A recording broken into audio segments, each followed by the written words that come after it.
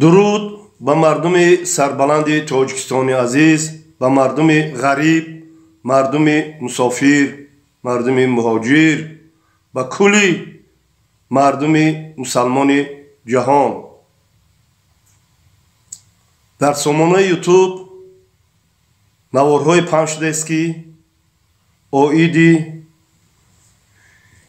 یک سیاستمدار از شویتسیا قرآن مجید سوزانده درگیرانده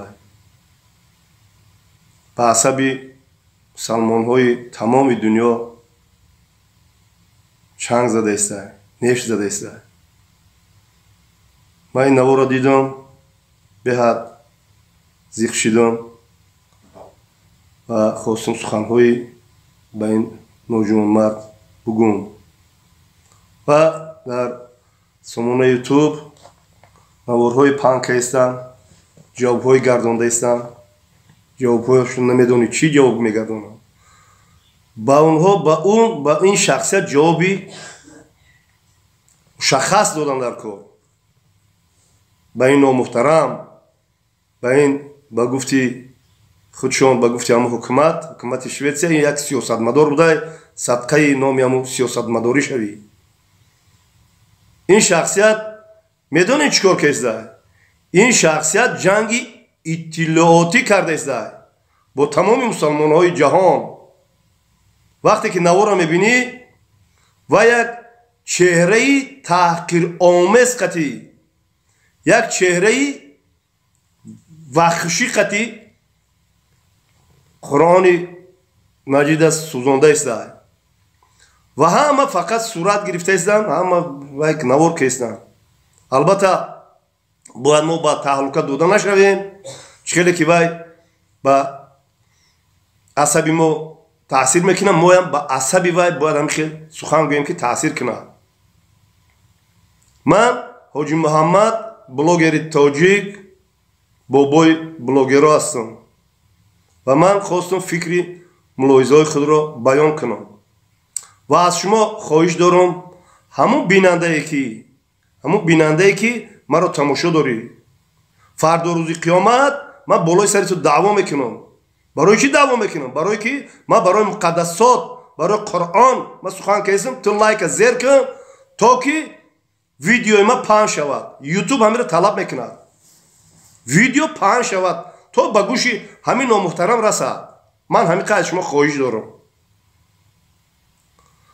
چی گفتنی هستم؟ ما باید با تعلق نفتیم. ما باید مسلمان که هستیم، مسلمان باید نمایان باشه. مسلمان باید ببینن، حواس کنن که مسلمان ها چخیل هستن. به ترتیبی باید نشود، یگان گپی زیادی گفته نشود. و سیاستمدار هستی، من سیاستمدار نیستم، من یک دهقان هستم. وقتی که با مقدسات ما اوی نامحترم، با مقدسات با قرآن ما تو ناخون میزنی، تو به حرمتی میکنی، من قرار نمیشینم. من سخن میگم. تو سیاستمدار نیستی. تو اگر سیاستمدار باشی با زیاده ای 3 میلیارد مسلمان این خیلی مناسبت نمیکردی. تو خودت کی هستی؟ میدونی کی هستی؟ تو یک تروریستی نمبر 1 هستی.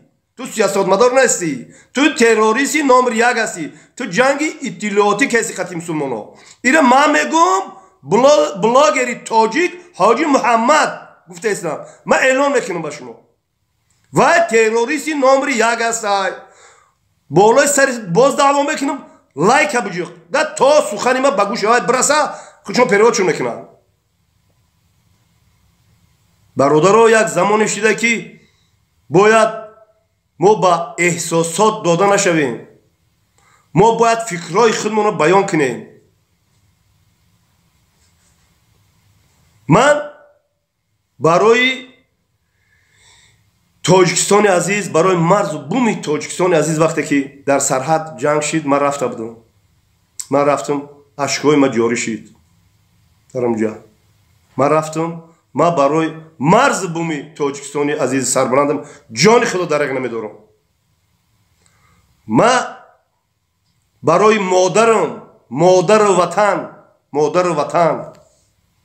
مادر ما پشت سگ گزید یا نواری کردم کم ترک اونجا دا سخن کردم که مادر ما رفتم همون سگه رفتم قپیدم ایلینگوش کشیدم گفتم پاراش میکنم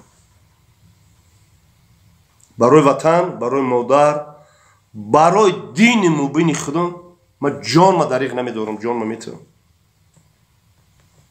نکی این شخصیت رو ما چی گفتنی هستم اولا ما همچو بلوگر با تو مراجعت کرده گفتنی هستم که حاضر هم دیر نشیده برو پیش مسلمان های تمام دنیا دا بخشش پرس اگر بخشش نمیپرسی توکل به همون خدایی که مرا خلق کرده است و تو را خلق کرده است فهمیدی و خاطررسان میکنم که دیر نگذشته با عذاب سخت‌ترین گرفتار میشوی دیر نگذشته آی نامحترم آی سیاستمدار شویتسیا دیر نگذشته با سخت‌ترین جزا خداوند بالای سرت میبیارد خداوند بالای سرت میبیارد سخت‌ترین جزا میبیارد اولش که برامده بخشش پرس خداوند هدایتت کنه تو 3 میلیارد مسلمان تو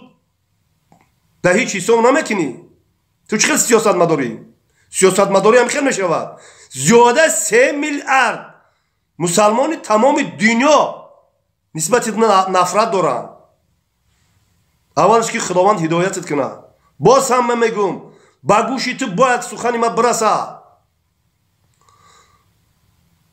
برو ای مردم سربلند مسلمان بخشش پرس گپتا بگی بخو نباشه تو تروریستی نمره 1 دنیا هستی جنگ اطلاعات کردیستی با تو من میگم ما مسلمان ها یکم مقدسات شما دا کار نداره ما مسلمان ها جنگ نمیخواهیم ما دوستی و برادری میخواهیم ما به همه دین ها به همه چین ها احترام هم داریم خی یگم ما یگم دین هم مثال وای نمیکنیم شما با دین خودم ما با دین خودم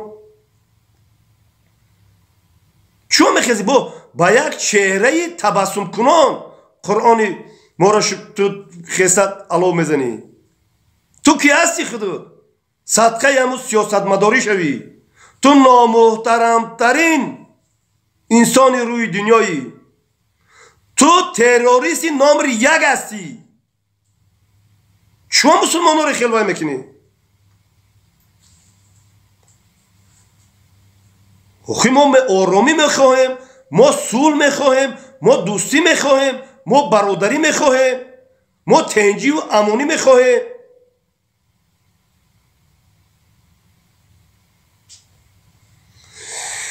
برادرها با تمام مسلمان های دنیا با تمام برادرها مراجعت میکنم که با تعلقه نفتیم یگان به ترتیبی باید نشود میتونه رنگ رو سخن کنید یگان گپای قبیح با دینی و یا با مقدساتی و یا ما دست نمیزنیم ما نمیکنیم یگان کار نمیکنیم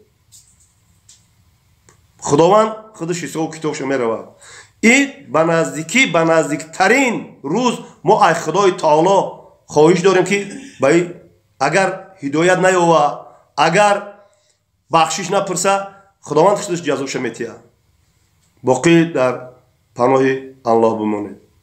سلام علیکم برادرها بسیاری شما میگفته که کی عکس اعلان منه تک‌هاج عکس را اعلام میکنم میگم که در عکس چی داخل میشه و یک ماشینکه اگون درکان گارانتی 6 ماه برادرها داخل میشه مرحمت برادرها خطوب بینه میشه که به حد افکت خوب میتونه بعد رنگی لیزوان میگیره بسیاری برادرها گرفتگان یکم که جواب کاگی نیست همچنین یک نواشنیک داخل میشه مرحمت برادرها یک هفته گارانتیش خطی میشینه ذریعتش بعد برادرها یک پاور بانک 20000 امپیرای همچنین بردارا یک دوخی داخل میشه و الحب گرانش خط یک هفته در لباسا میشینه.